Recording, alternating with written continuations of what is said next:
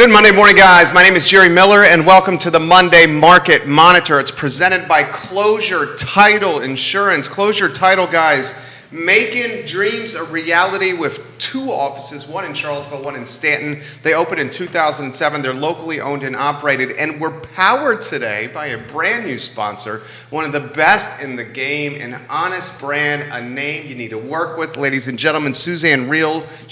You will see in a matter of moments, she's the property manager and the director of Allied Property Management. Allied Property Management, the name you need to think of if you need property management, you need some guidance in the rental market, guys. Judah Wickhauer is our director. Judah, if you can go to the studio camera and let's welcome a true cast of characters right here on set on a Monday. Suzanne, Nikki, and Keith. How are you guys? We're great. Good. Good to It's be Monday. here. It's Monday. It's Monday. Market Monitor. It's a Monday Yes, it Market is. Monitor. So your Monday is starting a little tough, I could tell. Is your Monday starting okay? I mean, I'm going to need more coffee today. Yeah. I'm just putting that out there. Yeah, it's going to have to happen. Yeah. So how can you tell mine is starting a little Because you rough? said it's Monday. It's Monday. I mean, if it was a great Monday, you would have been like, if it's any better, I would have been illegal or something. What's he say, Suzanne? That's right. Well, or I got maybe a really Jerry. good bike ride in this morning, and I quite haven't cooled down yet. So that's part of the issue right now, trying to get the cool down going on this stuff. But look, hey, I just wanted to take a couple of minutes and reintroduce, or let Suzanne introduce herself, introduce the company, introduce what she does, and we can help. And what I'm hoping to get to in the conversation is we started a little bit on Friday and a little bit on some previous shows about the grant programs that are out there. And Suzanne quoted some quick stats in our pre-production meeting that was pretty interesting. But we want to talk a little bit about that and how we can help either tenants, or you can help either tenants or landlords of who folks, might some help from the government, actually. So go ahead, introduce yourself, please. Yes, well, I'm Suzanne Riehl, and our company has been in full throttle since April 1st, 2020. And we're growing rapidly and just having a really great time serving people. Our slogan, experience freedom with an ally, a friend, goes a little bit further in saying that, having a successful rental property requires a lot of time, effort, experience, and knowledge. Let us save you time and give you freedom so that your investment is the best experience for you. Oh, very nicely done. Well done. I like that, Suzanne. So as you were speaking, I was thinking, and Judah can probably help out with this, but there was this commercial back, I think it was like a hair replacement commercial. So not only am I a friend or a sponsor, Judah, you can help us with this.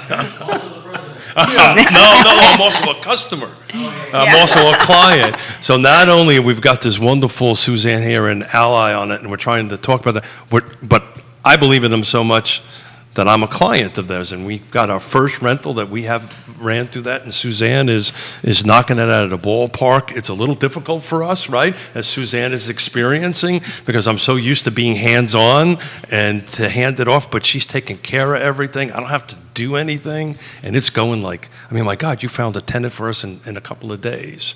So tell us a little bit, a deeper dive, what you do, how people can reach out to you. Be careful here, because everyone's going to... I know, that's why you said we were very, very fortunate. Very You set fortunate. expectations there. That was smart. Okay, we were very fortunate. I've just got a big grin. This was a lot of fun on that end. Is that what you were feeling right there? That's what you were feeling. Yes, I was. Oh, come on. Let's have some fun here. So tell us how you helped us. Sure. So we are a full scope company where we, once an owner is aligned with our company and we feel as though they are going to be a good fit, and that really is an important piece as well, then we feel that our values can continue through the company and with seeking a tenant. And so we first evaluate the owner and their feel for the market and how they like to work, and then we go into the investment property and make sure that that's up to code and make sure smoke detectors and all those things and everything is working. We take pictures, we advertise, we meet tenants, and we go from there, launching the new tenant in a property. Cool. Very nice. Very seamless. I was just amazed how seamless it was. And always on the job. I got a text from you, which I did not see until this morning, from late last night. So I will take care of that as soon as the show is over.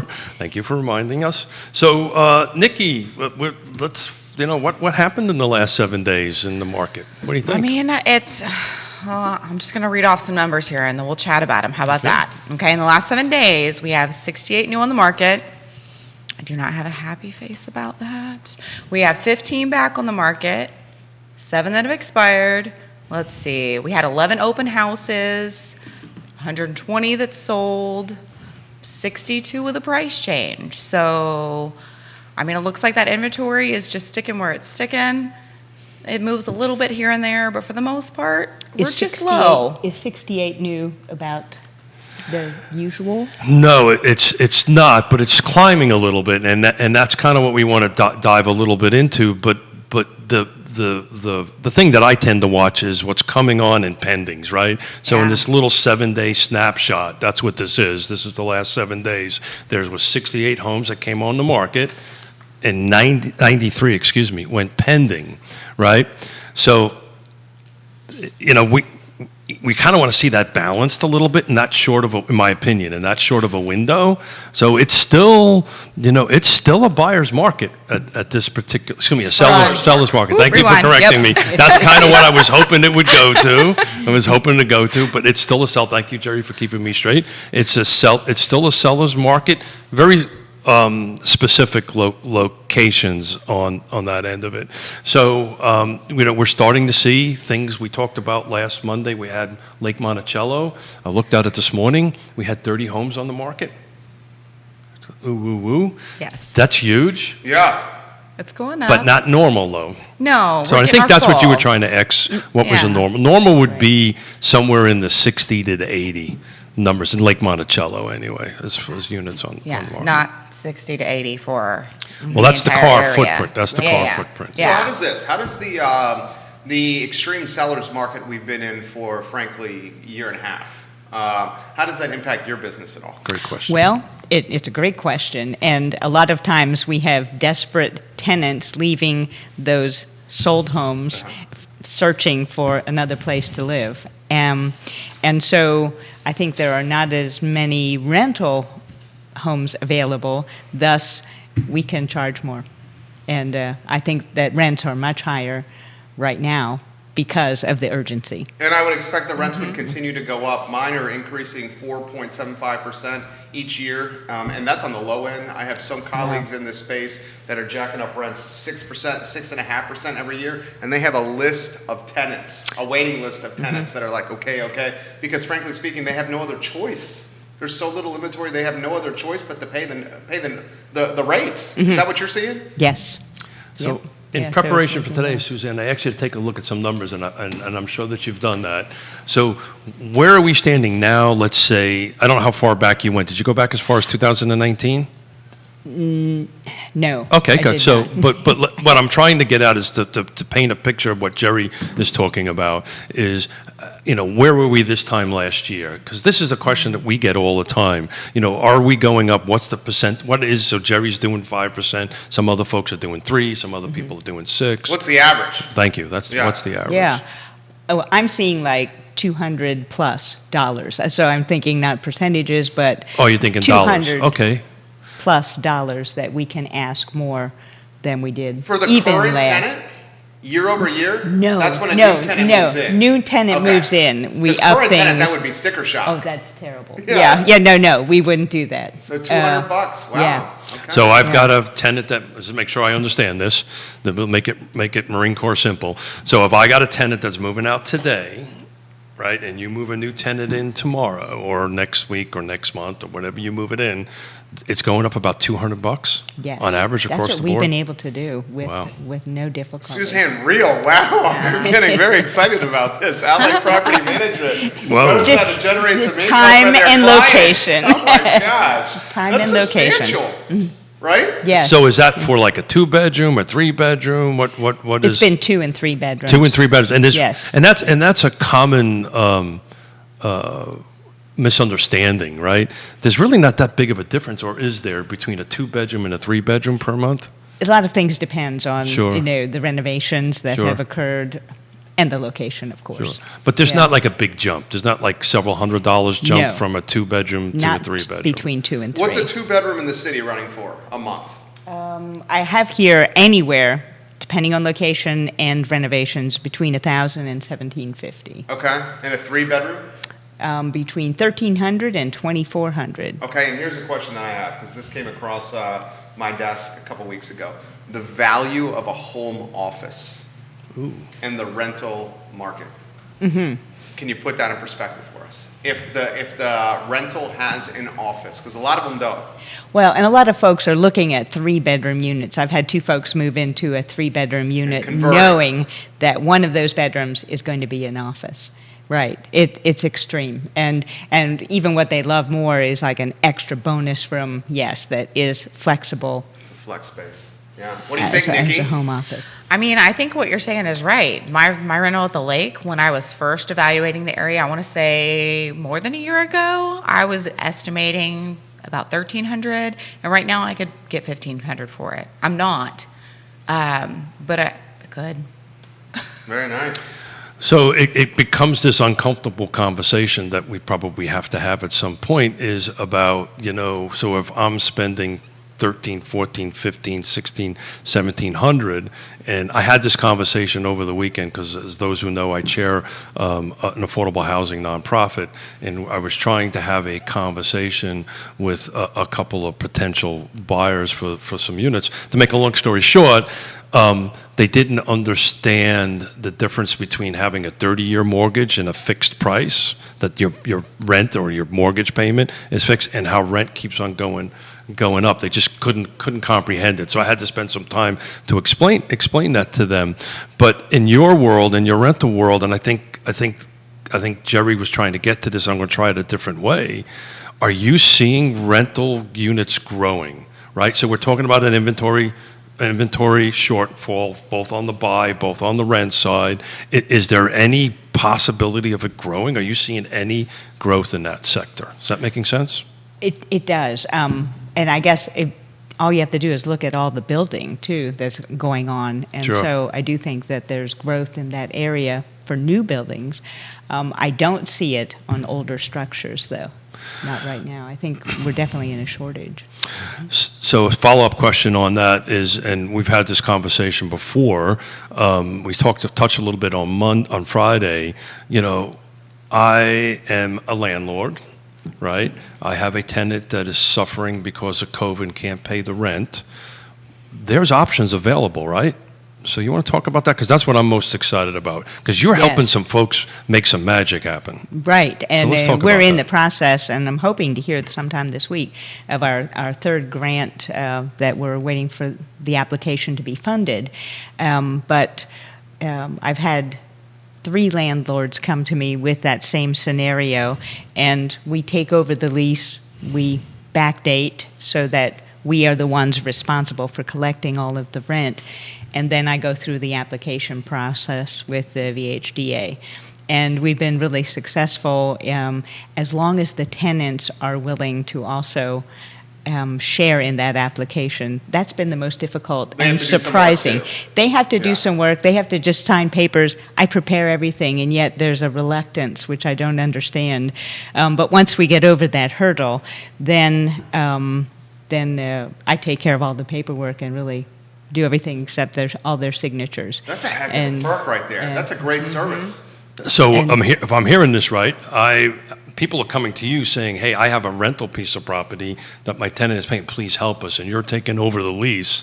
So what's your success rate on Wait, that? so that you become the tenant in that scenario? No. No, okay. the landlord. And the landlord in this particular scenario, the grants for which I am applying, the landlord does the application. Okay, got it. But you just have to be active with the tenant. Well, this is an important point to point out, because this is part of something that I was part of with the Thomas Jefferson Planning District Commission.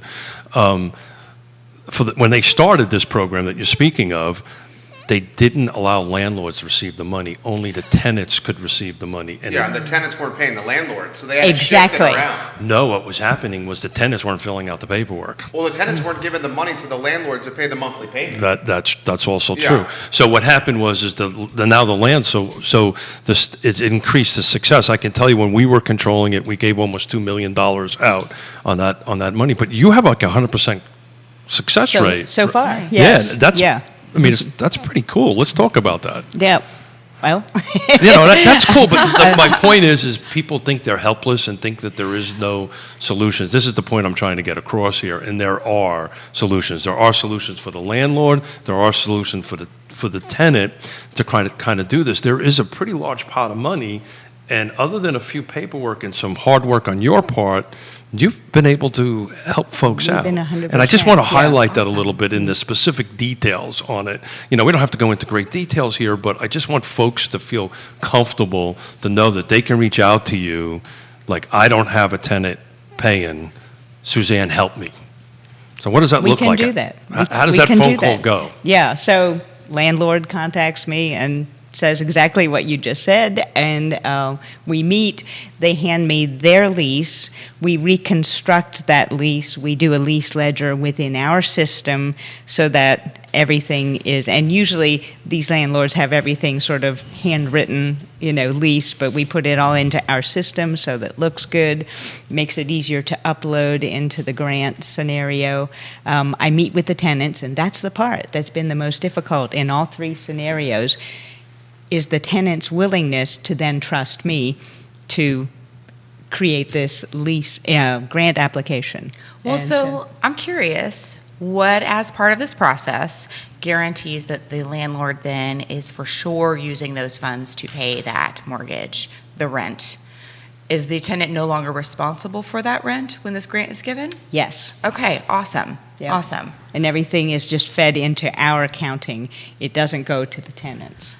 And then we give them a nice phone call and say, hey, your rent is covered through October. And I have one set That's through awesome. October, another, the one we're waiting for, will be through December. And so, So- they can sort of rest easy. And their slate is just wiped clean. That's right. So it's important, Nikki, and you brought up a great thing. There's a difference between a grant, which is what you're applying for, Yes. and the moratorium. Yeah, it's a Yes. huge difference. Yes.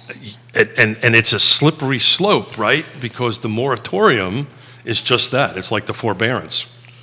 It's Yes. getting tacked on the back end. You're still responsible. You're just not responsible now. The grant is free and clear. That's exactly right. That's right. So Yeah. that's a huge difference we should identify for people. Absolutely. The caveat is we all have to sign off saying these tenants will not be evicted regardless of what they do until the end of our... Which is October. So the moratorium is expiring in October. But the funds are available through December. And some of them went back retroactive. Is that not correct? Oh, yes. Oh, yeah. One I've applied for all the way back to November Really? of 2019. I did not know that either. Correct. That's amazing. 2020, yeah. How do you see the market evolving early next year when some of these grants and these forbearance options are no longer options? I mean, are we going to see, do you think we're Sort going to of see scary.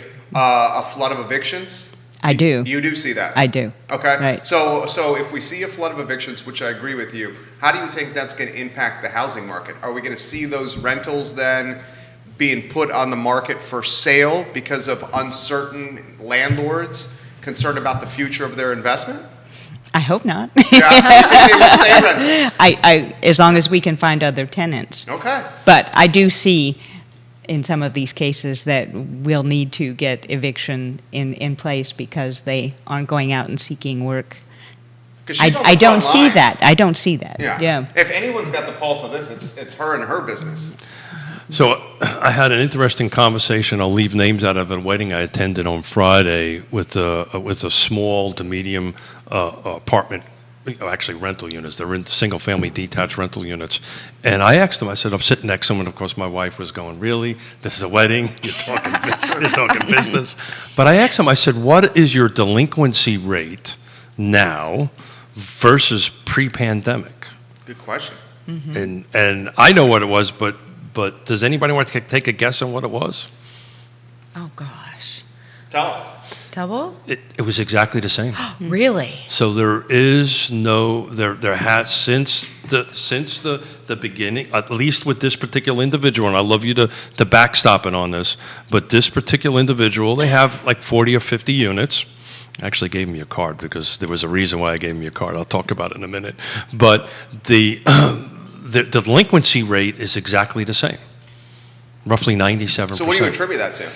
The grants and the forbearance? No, I think the tenants are smart enough to know that if they take this moratorium, that they're going to have to pay that back rent back at some point in time. So they're paying their rent. So the delinquency is no different than it was before that. And I did not expect to hear that. I didn't expect that either. Is today's tenant a more qualified tenant than ever before? Because I would imagine a lot of the tenants that are renting now are tenants that in most markets would be homeowners, you know, because they have either money in the bank, good credit scores, good jobs. But in this market, because there's no inventory and prices are so sky high, for some reason or another, they can't buy something. So are today's tenants more qualified and deep-pocketed than ever before? I think it's about the same. Okay. Just my perspective and depends again on what they're applying for. But I'm seeing either very qualified, and maybe I would say there's less middle ground.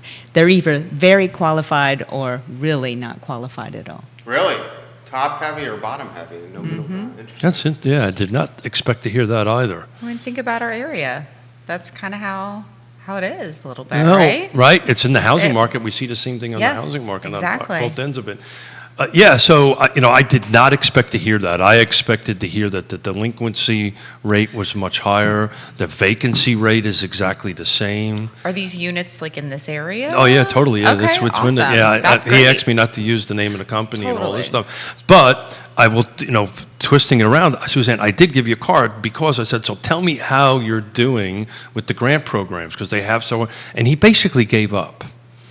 He gave up because the reason he gave up was exactly as you outlined. The tenant wasn't agreeing to help for whatever reason. And I don't think maybe he didn't take the time to explain or whatever, but I gave the card to you and I said, well, I know these are property you own. I know you're self-managing, but hey, here you go. This is Suzanne will take care of you, manage it for you. And I think that's what's happened. And he was like, well, his approach was, we're just going to wait for it to run out and evict them. Evict them. Question from Peter Price for Suzanne. Suzanne, are there more rentals in the city or Albemarle County? I would say Albemarle County right I would now. agree with that. I mean, you got a bigger base of inventory, Yes. Right. than the city. So it's just running concurrent with the sale market, with the properties for sale market. Would you agree with that? Yes. Yeah. I just we talk about this on the show all the time. How can we fix this problem, right? We've been going over and over and over, and I'm just not so sure we come up with a better answer other than more, right? And something that we've been talking about for quite some time, Jerry and I, is this missing middle concept, right? And I just read a really super interesting article. I quote Portland a lot and Seattle a lot, but this is how this stuff comes out this way. And they did a rent analysis out there, and what they found out is that they were really able to supply through adding a auxiliary dwelling unit in the back of an existing home, or attaching an extension to an existing home, and they were really able to get them out there at competitive prices.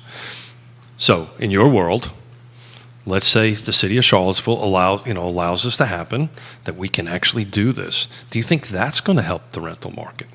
I think it would. That was kind of a rhetorical question, Yeah. wasn't it? That was a long-winded rhetorical question. What do Go you think, Keith. Nikki? Go Keith. Oh, no, totally. That'll make a huge difference. It'll make a huge difference not only in the rental market, it'll make a huge difference for those property owners. Now their property is now an actual investment property. And I get everybody who owns a home says it's an investment, but I promise you, a lot of them don't treat it like one. And so I'm really hesitant to say when you own a home, it's an investment, because I think it matters how you treat it. So having that AUD makes a huge difference. It's truly an investment. I'm going to contradict the question, an answer here for a little bit. I Yes, I think there will be a moratorium. The moratorium gets lifted. Yes, there will be an eviction increase. I think the backlog is so great as God forbid, this is a horrible thing, but as people get evicted, folks are going to step directly into that. Many people think because of that, there's going to change the amount of houses that are coming on the market, and I do not see that happening. I do not see that. They're just going to. The rents are increasing so much.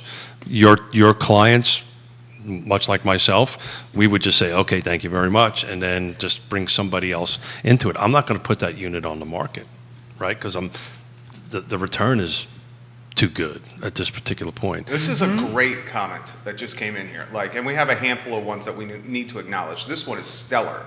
This is from Gwendolyn Gale Cassidy.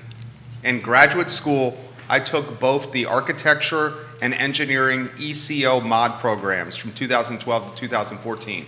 My work involved working with AHIP and LEAP in evaluating and interviewing 60-plus homeowners in their homes in the 10th and Page neighborhood. AHIP has since retrofitted 50-plus homes. Many of the homes sold due to gentrification ending the family legacy of wealth building. Are there other pockets in the city where we can maintain equity building within individual families, most of whom could never buy a home on where their current home rents? Is there local policy that would prevent families from losing generational wealth building, equity building in their homes? That's a great comment. And this is right up our alley. This is certainly right up your alley. Yeah. There's a lot to unpack in that particular question. So I'm going to take it from the policy perspective. Yeah, that's where we should start. Yeah. So look, the reality of it is there are policies that are coming in. I mean, this is what this missing middle conversation we've been having a conversation about. But what we're trying, I think, what the listener or the viewer is trying to tie in is if there's a policy that's going to come in here that can help individuals stay in their home, and this is what. And again, I keep on repeating out west, but we talk about this all the time. Whatever comes out west comes over to the East Coast on that end of it. And what we were able to do out there, because I helped partly set this up, is with the auxiliary dwelling units or this missing middle slide on that, the owner got to stay in the property while they leased out the portion of their lot to a land trust, and the land trust built a home to rent, hired Suzanne to rent it out for an affordable housing. So what happened was we were able, out in Seattle and Portland, they were able to, the existing homeowner was able to stay in. It's a little bit complicated to unpack over a talk show, but what they were able to do is they were able to stay in here. The reason we can't do that here, so just to paint a pretty picture here, person stays in the house, land trust leased a little portion of the property, the land trust builds a home, the person who owns the property gets a portion of the rent payment on that end of it, and we put an affordable housing family in that unit. That's what happens. Here's the problem in Charlottesville and Albemarle. You can't do that unless you can't build an ADU unless you are the owner. So the point is the property owner would have to go through this whole process to do it instead of letting a land trust. Did that make any sense at all? That made some sense. Yeah. Sense. So I think a more direct comment would be this, that if you're struggling to afford your house, you can go to City Hall, for example, and they have many options if you're living on a budget. And gentrification is something that undoubtedly is impacting 10th and Page, which is what she's asking about. So someone that is on a fixed budget and they're getting priced out of their neighborhood can go to City Hall and they can work with them on figuring out a schedule of payment where the increase in taxes won't affect them as much. I think that's what she's looking for. Well, if that's the case, there are existing programs in that. I think that's what she's looking for. I thought she was taking it from the price that people are trying to buy her property at an inflated price. That's where I thought we were going. She adds, thank you, and her Harvard capstone is the first net positive small home community for the currently homeless. And she did a plug for where she's working. Gwendolyn, Awesome. Excellent work. That is awesome, Thank Gwendolyn. you. But back to the policy thing, if the city and Albemarle County change the ownership requirement that say a nonprofit can do this, then that changes the dynamics big time.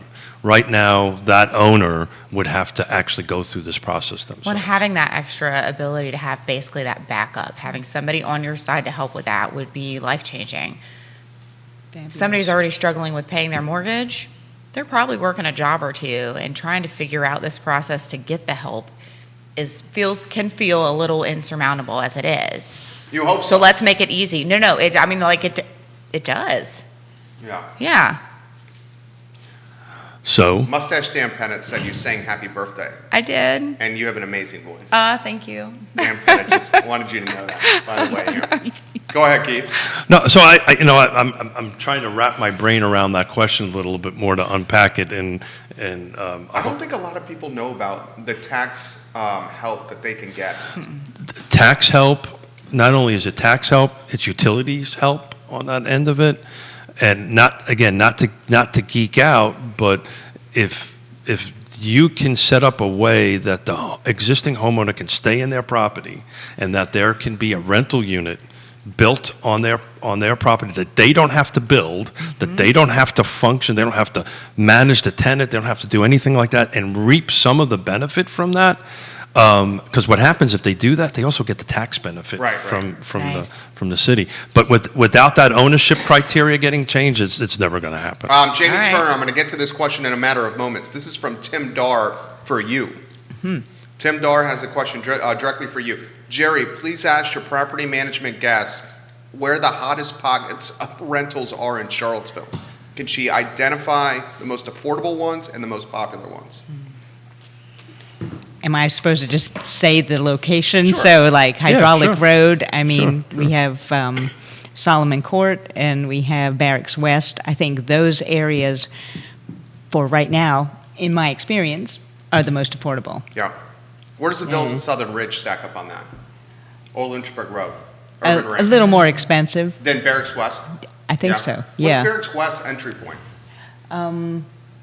800, 800 on a two-bedroom. 1 bedroom. Wow, good night.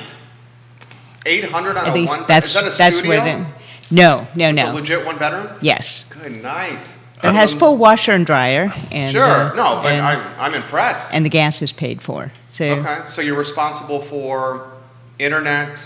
Are you responsible? electricity. And electricity. right, And water. no, that's Okay. covered. 800. So I'm going to ask a question that Jerry's asked me multiple times, Susan. This is going to be a big question. UVA, let's say tomorrow, decides to bring all the second years on campus. What impact does that have on the rental market? This is a talk show, so it's just your Sure, opinion. sure. Well, if it's tomorrow, those of us who already have some students in some housing, that doesn't affect us. Yeah, but, sure. But yeah, I think there would be some. So you think that would loosen up inventory as far as rental units would For be other concerned? tenants, yes, it would. Interesting. For those people who rent to undergraduates. But not today, though, because Right. everybody's Not already today. signed their leases. As a matter of fact, they signed those leases I had last one summer. Well, I had one last night. Well, you were You doing know? it for the sake of a talk show. I was Yeah. doing it for the sake of a talk show. Oh, So, no, totally. next Right. year, Next year, yeah. Yes. whatever it is, but let's say magically all of a sudden UVA says, I want all my second year students on campus, which we think is about a couple thousand, right? Somewhere along those lines. What does that really open up the rental market? And then the follow-up question for you, Nikki, if it opens up the rental market, does it open up the for sale market? Jerry and I are not on the same page on this. Oh, man. You want to tell them what page you're on, and I'll tell them what page I'm on? Yeah, sure. And then we'll get Nikki's take? Sure. right. So my page on the rental market, I don't know enough about it to go ahead and speak too much about it, but on the sales side of it, I do not think it's going to make a huge impact. I think what's going to happen, if there's a home somewhere within walking distance of UVA that went from students to for sale, somebody with a pocket full of cash is going to come down and just buy that house. And it's not going to really make a big impact on affordable housing, which is where I was trying to wrap it around. Yeah, I got that. Okay, Jerry? I think any additional inventory is going to have an impact on the market.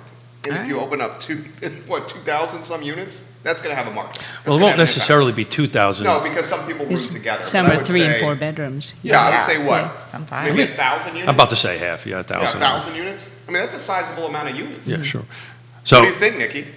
Well, And Jamie, we'll get to this here in a moment.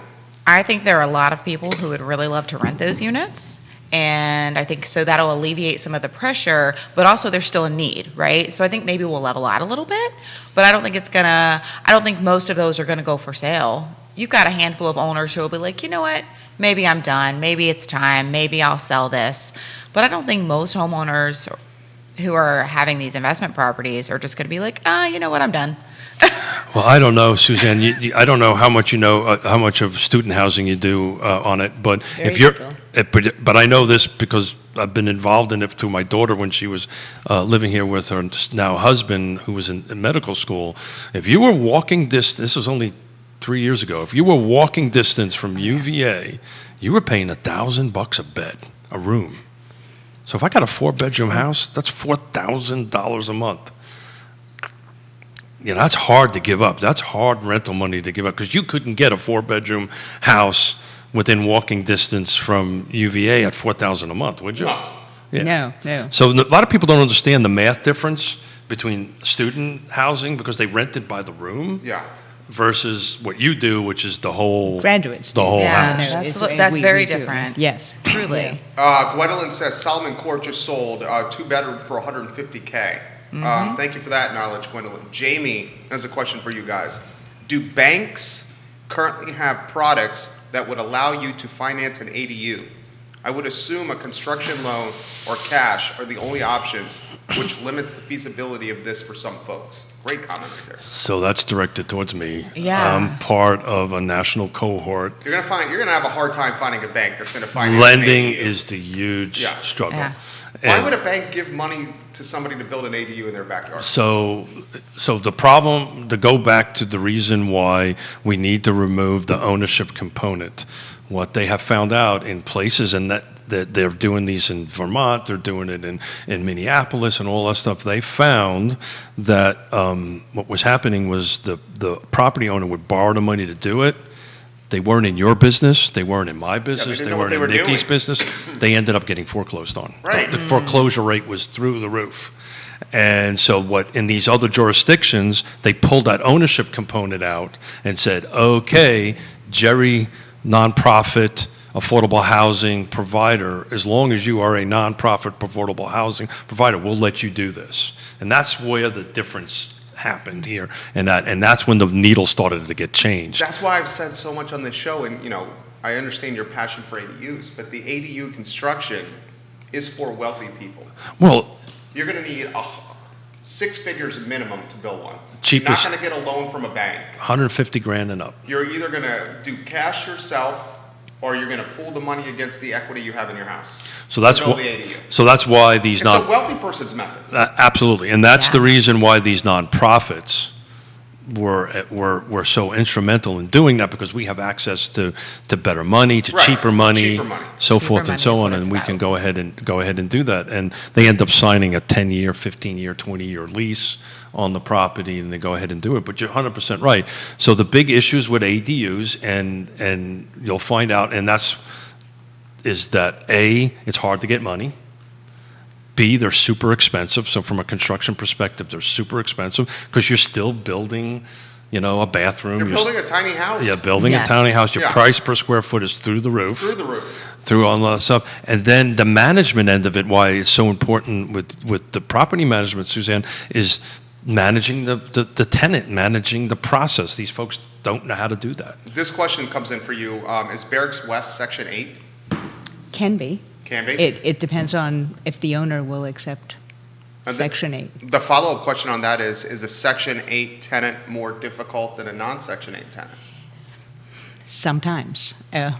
Not, I can't say overall. I think a lot of times, and I think Keith was almost going to that point where they need some instruction on care and maintenance, just general care and maintenance. So they can be, you got to stay on top of them a little bit more. Any thoughts? I Nikki? think the Section 8, everyone I speak to, A lot of times they're my realtor friends and associates. They love their Section 8 tenants. They're tenants who have guaranteed money coming in for you. They're happy to be tenants, just like anybody else who's happy to be able to get their foot in the door at any rental right now. And they're people. And you get guaranteed money. Is there a little more paperwork? Yes. And I know nobody loves paperwork. But it's worth But a it. little more paperwork for It's worth it. guaranteed money, I don't see the issue here. This comment for Keith, if owners sell near UVA, you either do a 1031 exchange, a Starker exchange, or pay, recapture the taxes. When selling could be a lot of tax depending on how long they have owned the homes for. Great comment. The 1031 exchange Yes. is a fantastic resource. I am very concerned, not to get into politics though, I'm very concerned that the Biden administration could eliminate the 1031 exchange, the Starker exchange, because that is something that's being discussed right now. Well, I don't think they're going to eliminate it. I think they're going to increase it, increase the percentage of what the percentage of tax you need to so pay. you have more tax exposure. You have more tax Okay. exposure on that end of it. And that's why I think that's exactly why, even where it's at right now, so 1031 exchanges, I do a fair number of them. I know Jerry's done a fair number of them. They're amazing. They're amazing. They're a little complicated. You've got a time frame, though. You got and a the time very- frame is really rough right now. You've got a time frame that you have to recognize another piece of property. You have to get all that process go through. That's the reason why I think if UVA puts these 2,000 units into the market, I don't think they're going to become sales because of that very reason, because they are not primary residences. They are investments where they will be subject to a substantial tax. If I can't find another property to buy to do that, I'm just going to turn it over to Suzanne and say, Suzanne, find me a tenant. Exactly. Well, and let me ask. 'cause And again, some of it's all these- about Suzanne, of course. Like, what are your guys' experiences with these really close to UVA properties? My limited experience has been that they're not really in the best shape. Yeah, they're beat up. Well, But you have a captive audience that's willing to bypass Well, we do right now. conditions. I remember when I was a student at UVA, I was living in a dump, and I had no other choice because I wanted to be within walking distance of the corner. Yep. So you overlook the fact that it's not the most, trying to choose my words carefully. So let me put it at Not this. the most TLC'd home. So every time I used to go visit my daughter and my now son-in-law, I would bring my truck with tools, and Yona would bring cleaning materials. And we would go and say, hi, guys. I go fix something, and Yona would start cleaning up because it was rough. Jonathan asked, what's a 1031 exchange, Jerry? A 1031 exchange is when you take one investment property, essentially swap it or trade it for another to defer capital gains tax exposure. I would suggest you Google that, but you have like a 90-day window to designate property to go ahead and do that. And this is what Nikki was referring to. If you can't find something else, then you potentially are going to have an issue there. You should also talk to a CPA, please. Oh, yeah. Go talk to a CPA so they can help iron out some of those details. More comments coming in for Suzanne. So Suzanne, are you more bullish on Charlottesville or Albemarle County's rental market, and why? I would say I'm equal, so Okay. equal on both. So sorry, why? I can't, because I'm having equal experience with both. So Let's pivot a it. little bit on that. What about the outer counties? Flavanna, Nelson, There- Louisa, Green. there is a huge shortage of rentals in those areas. We only have maybe 3 or 4 in Fluvanna. I have 1 in Louisa. So there's a real shortage. And when we had the Fluvanna house, it was a 3-bedroom with like a beautiful bonus room out the back. In the first day that I had it out there were like 20 people interested in Yeah. it. And when I just decided to have an open house, and I had 25 families show up. The competition was huge. So there's a big shortage. People have their children in those schools, so they want to stay there. That? How do you navigate? I know how we navigate that in the sales end of it. How do you navigate It that? was difficult. Yeah. What'd you do? And so we narrowed it to 4 applicants after I met everybody. I just stood there and we had them fill out some forms. Even after doing that, we had 4 fully apply, and then it wound up being the best credit score, the best person on paper. It's numbers, it's credit worthiness and all that stuff. Can you turn that into like a multiple offer situation? If someone's selling a home, a multiple offer situation for the tenant, for the landlord? and say, give us your best price of what you're willing to pay every month, or does it not work that way? We didn't do that. Does that happen? But not in my experience, Okay. but, you know, with a stiff competition, it would be no different than the housing market. That would be interesting to pursue You had that. 4 with relatively decent credit scores that were similar on paper. I'm just curious. I mean, and you said, all right, give me what you're willing to pay a month. The question, a follow-up question to that, and our chemistry is kicking back in again. Are you allowed to do that? Can you do that? Is that allowed? I'm not sure, to That's be a great honest. question. I'm not sure. And we were already asking $200, $225 more Over the previous tenant. over the previous tenant. So So you're- that we already listed it at that. Yeah. I would be real, next time you come on, we need to answer that question, because I know on the Take sales notes. side of it, how that process and Why would you do it in rental? I don't know. I don't know. I the don't know answer if to there are that. any barriers. I don't know if you. I don't know how you could do that without crossing the fair housing line on that. I feel like it would be Sasha really and Tenant just sticky. said that. You got to Yeah. be careful with fair housing. Yeah. I would think that would be a very hard thing to manage from a fair housing perspective. When on it's- that. Especially with Gwendolyn property says legally management. that sounds discriminatory. Yes. Yeah, I would think. does. I think the only way to do that is you set Why a. would that be I think- discriminatory, though? Gwendolyn, why would that, just out of curiosity, I'm curious, because Gwendolyn, you clearly know what's up from either your studies, your school experience, or something. You know what's going on. Why would that be discriminatory? Anytime you go outside of numbers, it can be perceived as discriminatory. I didn't get it because I have a Yankee accent, right? Well, but you're still going with numbers. Give me your highest amount that you're willing to pay a month, and the one that is willing to pay the highest gets the rental. So what we don't want to do is give bad advice live, so we're going to have to get that actual information out there on that end of it. I've never seen it done in a rental environment.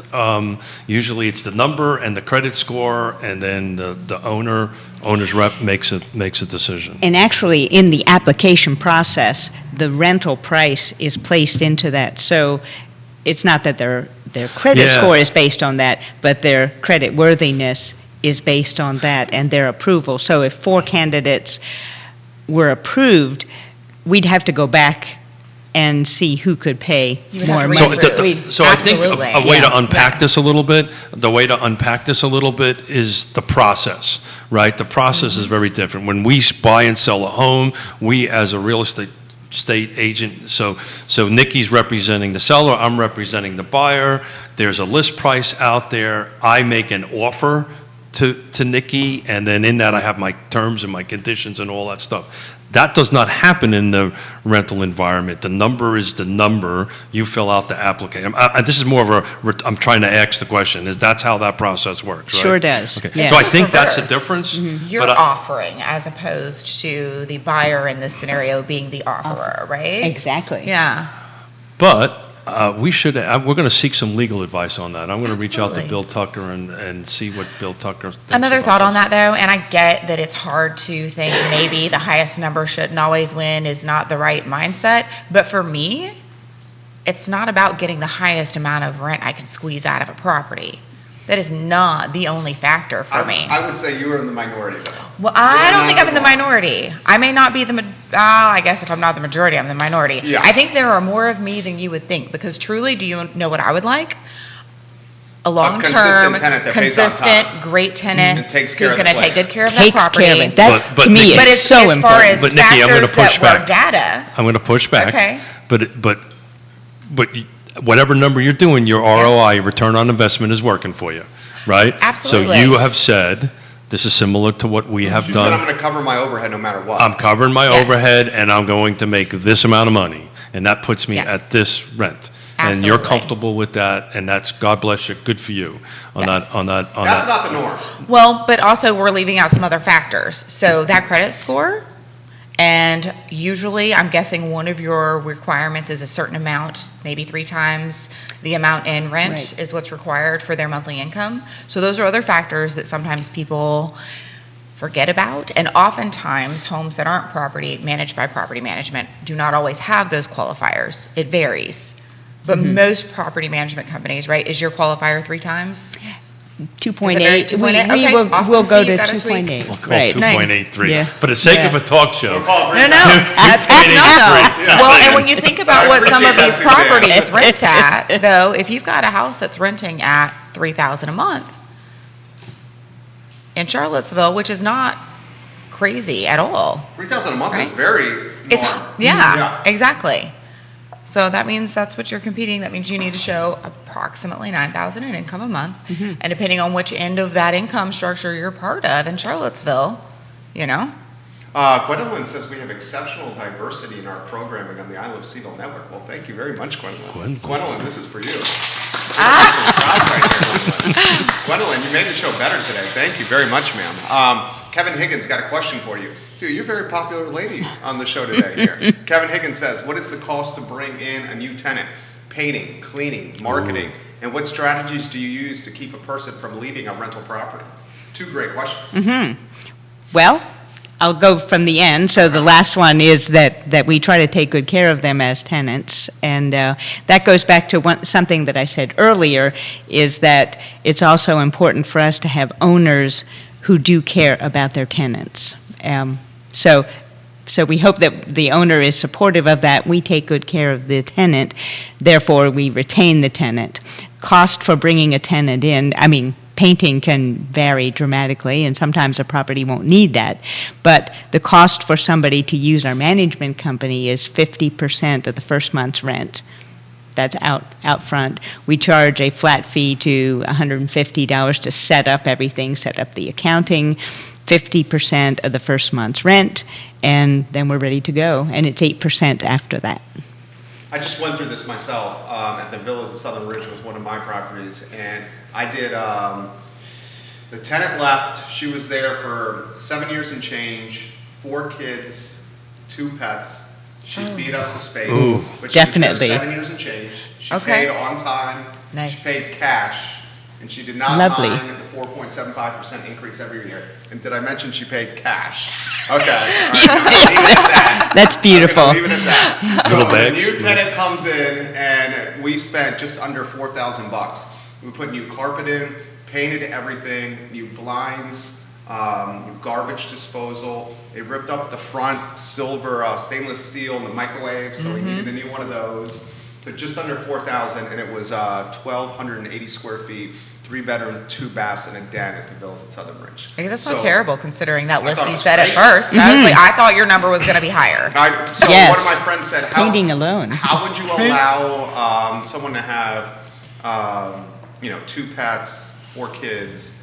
She stayed for 7 years. Yeah. She paid her rent Paid on on Easy. time. Yeah, she paid Yes. her rent on time. And She you said took care of thank the you. place, and I said thank you. And you're Yeah. factoring that in mentally over those 7 years. You know when she Right. moves out, you're going to need to change the carpet. Right. So- That's Yeah. right. It's normal. Without question. Cost of doing business, it works. So I want to give a shout out to Suzanne, excuse me. So everybody who watches the shows know that I'm a recovering developer and builder. I have a pretty long list of subcontractors. And there was a little bit back and forth on painting our unit and so forth and so on. And I said, no, I got it. I'll reach out to my guy, And then Mrs. Smith said, this is what we're paying Suzanne to do. And she came in and got it done for $1,000 cheaper than I could get it done. So she organized everything, found the painter, found all the folks to get it done, got in there, got it done. So you were the GC of that project, essentially. Yeah. And guess. and for me to let that go was hard, and she knows that. I was like, oh, okay. But the reason the shout I wanted to give to you is that you're bringing the full package to the table, the full service to the table. That I didn't have to worry about anything. All I needed to do was say, please help me, and you got it covered. Thank you. Grayson asked this question, Suzanne, would you suggest carpet or hardwood for tenants and rental properties? Hardwood is definitely. How about LVT? Oh, definitely. Yes. I love the LVT. I mean, Yeah. you can leave a glass of water, spill it on the LVT, and it stays there. And it's like Yes. literally the same puddle Yeah. when it spilled the first time. Luxury vinyl tile. That's the way to go. Yes. And it basically looks like hardwood. It looks like hardwood. You can get it in and out. It's 100% waterproof. Animals' claws won't scrape it Right. LVT is the way to go. Easy to put down. You're not sanding. You can take a 1,000 square foot unit and you can flip it in 1 to 2 days with LVT versus oak flooring, it would take 1 to 2 weeks. Oh, man. Put Right. it down, sand it, poly it, so you can turn it over pretty darn quick. And depending on what you have on the floor, you can actually lay it on top of what's existing. Not carpet, but if you have like vinyl, the old sheet vinyl floor, you just lay it right on top of it. It's great stuff. You like LVT? I do. I love it. Yeah. Is that what you have? So much easier. So no, it is not. But also part of setting up my first tenant was that instead of redoing some of the floors, my tenant has pets. And so we worked out a win-win and had a balance there. How about commercial, Suzanne? Do you do anything commercial-wise? We do not. How come? Not yet. Just not yet. Is it a more complicated beast? I think Oh, it's yeah. a lot of different training for me and the company. And Yeah. so since we're still at 15, 16 months out of the gate, but I'm not saying we're not going to do it. Cool. Yeah. 16 months out of the gates. That's Yeah. awesome. Congratulations. And you're rocking the world. Thank How you so many, much. how many clients do you have? Can I ask that? Well, we have 53 units we're That's managing legit. right now. 53 units under management? Yes. So what's your day look like? If you wake up in the morning, when you're not doing a talk show here, let's say tomorrow on a Tuesday morning, you wake up, what's a normal Tuesday morning She doesn't look know like? she's a guest tomorrow morning. I know you're on tomorrow's show. Yeah. Did you realize you've done such a hell of a job today? You're on tomorrow. Sweet. You got a routine spot on the network. Yeah, So yeah. what's a normal Well, weekday look like? we're still getting out of the craze of the summer of just getting tenants for everything, but we're almost down to no vacancies right now. And so that's what I've been doing. At the end of July, beginning of August, we had 12 flips, and it's really just me right now. And by flip, she means one tenant saying, no, I'm not going to renew, and a new tenant coming into the space. That is exactly right. And it was Saturday, Sunday, weekend craze. So that weekend And must have been bananas for you. it was, and I still feel like we're recovering. You know, because when a new tenant moves in, you still have about 6 weeks of them, contacting you every other day. This isn't working right, or we need this, or something like that. But we try to Suzanne- take lots of care. Suzanne's like the little Energizer bunny. She's always moving around, always moving. And Jerry's known, he gets 5:30 in the morning texts from me. Thank you for working on the weekend, solving some of our issues for our tenant to get in there. But, you're on the spot. You're always there. You answer the phone. You answer the text. You can't ask any more than that. And you're a problem solver, and you're a relationship builder, which is what's super important for this business, either in the sales side or the tenant or the lease side of things. You've got to be relationship builder. And what I've heard through this whole show, it's about the tenant. It's about the tenant. It's about taking care of the tenant. And if you take care of the tenant, the landlord will be taken care of. Does that sound about right? Absolutely. We got some questions coming in about small homes. I know that's a discussion that you like. Tiny homes. He loves the tiny home discussion. I'm putting that on the feed. This one coming in as well. Do you think that the new condos coming on market, or the new apartments coming on market, are going to impact the local tenant space, and how? So which apartments are we referring to? They just said new apartments here. Yeah, which apartments are you referring to? If you could offer more perspective. So maybe it's the one that's in Forest Lakes. That could be that could be it. I will tell you, the Brook Hill. Is it Yeah, Brook Hill? Brook Hill. Brook Hill apartments all filled up right away. I know that for a fact. There's some new apartments just came in Zion's apartment buildings just came in on Zion's Crossroads a couple of years ago. Those all filled up pretty rapidly. So I just don't think it. I think the need is so great that it'd be really hard for us to outbuild it I agree. at this point. Yeah. We're so under inventory. Any recommendations where to get LVT? Yeah. So to be honest with you, there's a ton of great contractors out there that you can call. Usually, how we do it is we go to Home Depot or Lowe's. Yeah, and I go to stuff. Lowe's. I put it in myself. They both have a military discount, just Yeah, veteran 5% discount, just military saying. discount. Well, Lowe's is 10, right? Something like that. Yeah. You So sign up, Lowe's- it's set up to go. Lowe's, if you get a Lowe's credit card, and that was a good question, if you get a Lowe's credit card, you get 5% off for using the credit card at Lowe's, and then you get 5% off Being a vet. military Being a vet. discount. So Yeah. 10% off just off the top. Yeah. It is not. Or Fashions is also another good one. Yeah, so if you want to put it in yourself, I'd probably reach out to Lowe's or Home Depot. If you want to put it in floor fashion, Sarah Sand, I was going to say. is who does the work for us for the land trust. They do some great work. But if you want to do it yourself, that's what you do. But it's really not that difficult to install, folks. It's really not. Gwendolyn has this comment. She wants to take you to lunch. Ooh. Yeah, she says literally, look, may I take you to lunch? I'm in. I'm in. Mrs. Smith, it's okay. Wants to take you to lunch. She's I'm passionate in. about I'm in. affordable housing. Send me a direct message and I will set up a lunch. You're tagged in the feed. She's passionate about affordable housing Sure. and tiny homes. Sure. More to do it. I'm part of a national cohort on that. We'll talk until we're both blue in the face. It would be a fascinating lunch for you, Gwendolyn. I think you would very much enjoy it with Keith. Rosemary Postel likes the show. She's watching. Bob Reeder, hello and welcome to the broadcast. Nikki Chambless, what is on your mind over here?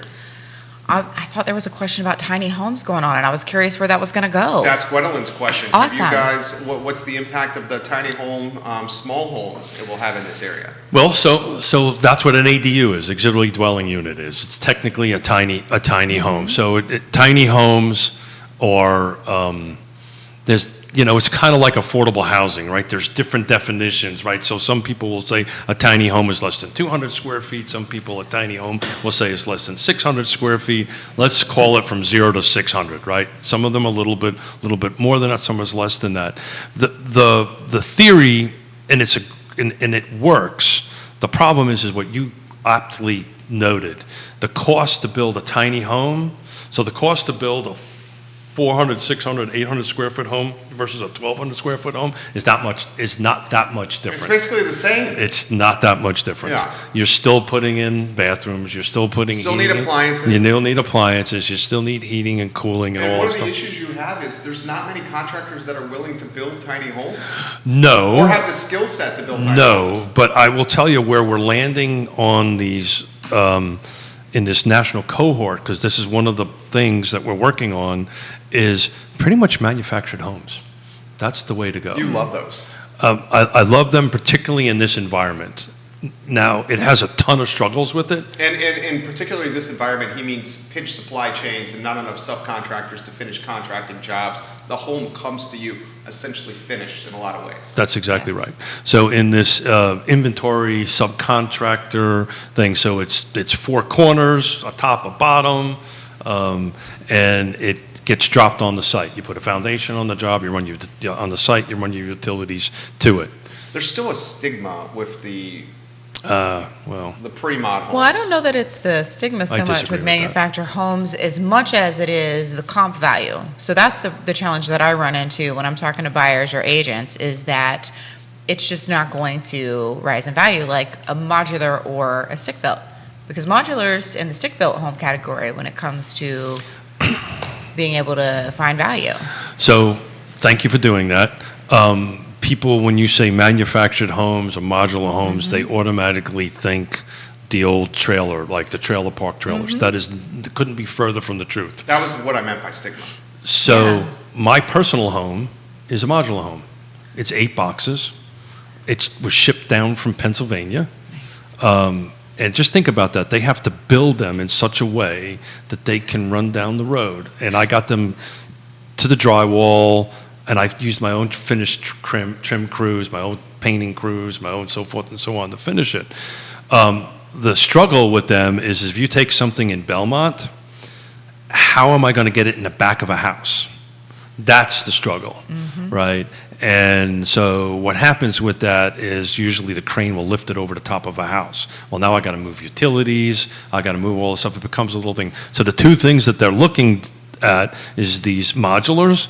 The other one, which actually our friend Elon Musk is part of, they are panelized. They come in panels. Now it's much easier to build them. In other words, they'll have a left, a right, a front, rear, left, right, a little roof structure on it, and it gets put together pretty darn quick.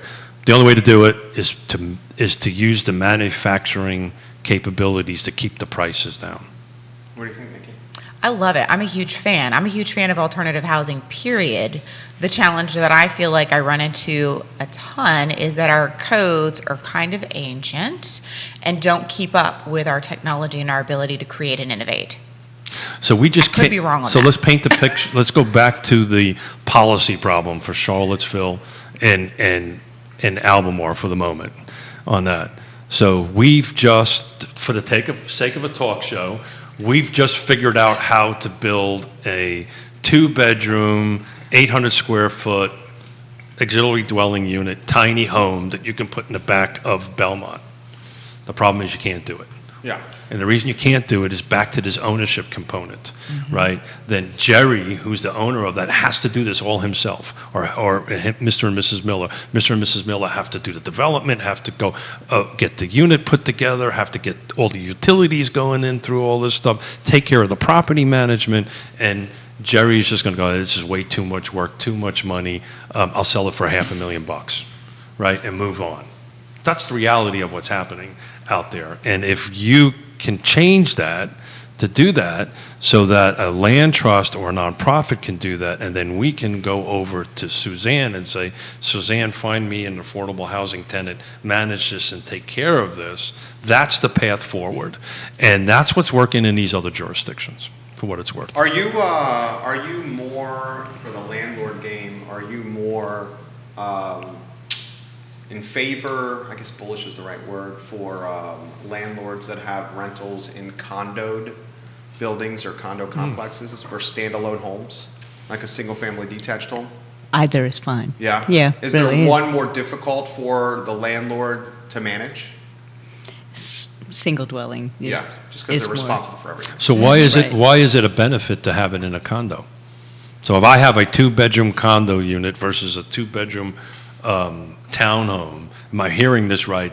It's easier for you to manage the condo unit? Is that what I'm hearing? I think more is taken care of with the That's exactly HOA. right. So the HOA Yes. takes care of everything. You don't have to worry about the roof. You don't have to worry about the 4 walls. You just have to worry about what's inside. Inside, So yeah. it's important for folks to understand that's the major difference Correct. between what they call a fee simple home, right, where you have to take care of the roof and all this fun stuff, versus a condo where somebody else takes care of the elevator, somebody takes care of the roof, if the roof leaks and all that great stuff. All you take the care walkways is and- the paint. yes.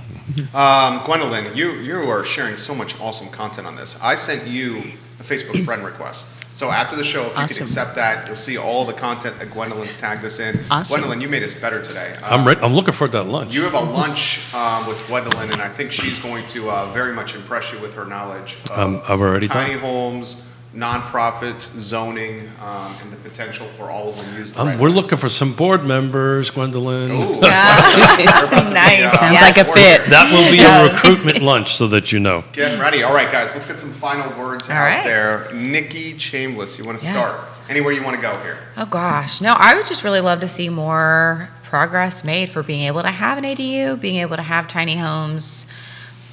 It's just one of those things, I don't think people know enough about what can be and what's stopping us, and I think if we can do that and get past what's stopping us, it would be amazing. Well said. Mm-hmm. Suzanne? Happy to be here on the show again, and You're great. appreciate. Oh, you're sweet. No, Thank seriously, you. you're great. Look at that Thank you. smile. And Isn't that awesome? Yeah, we're here for those landlords who are struggling with this grant process. Be happy to help folks. And Thank you for your wrap up on that, because that was one of the things that I really wanted to make sure we get out there, that if you are a tenant, right, and need some help, there are options out there. Please reach out. Don't let this moratorium pass without solving that problem. There is grant money out there. There's a substantial amount of grant money out there, and you've been successful in getting it. If you are a landlord, and Dude, she wants to be on the board. cool. She literally said, sign me up. Cool. I'm not kidding. Now the question is, Whoa. no, I believe which one? Which board do you want to be on? That's the question. We'll have to figure that out at lunch. Figure that out over lunch. You just got somebody through the show great. signing up for one of your board There seats. you go. So Social the media when used for the positive, Yes. instead of a divisive social media. That's what we're doing here. It's great. I think we're successful at it. And the landlord, there are options out there to help. Please reach out. If you're a landlord and you can't manage it, reach out to Suzanne. Suzanne will help you do that. Dan says, great show today. Thank you, Dan. Thank you. We had great chemistry today. So the Monday Market Monitor is presented by Closure Title. They have 2 offices, Charlottesville and Stanton. They opened in 2007 with an emphasis on an experienced lending, title insurance, settlement services, and realtor interaction. They're locally owned and operated. It's powered by none other than Ally Property Management, the fantastic firm led by this fabulous businesswoman on set right here. Ally Property Management is going to help you with the paperwork. They have success with getting tenants quickly into to rentals that are available, and she is very quick to respond on this right here. Is that fair? Very fair. Suzanne, thank you for joining us today. Thank you for having us. Thank you, Nikki. Thank you. Always great to be here. Keith Smith. Jerry Miller, The thank you Monday Market Monitor. thank you for being back, ladies. Thank you for joining us, and we're looking forward to next Monday. We've got a couple exciting Mondays stacked up, but we'll share that later on in the week. It's going to be good. It's going to be good. I Love CVille show, guys, is up in an hour. Thank you for joining us. Have a good morning. Take care. Hey, great. Oh, sweet. Thank you. Thank you, Susan. Thanks.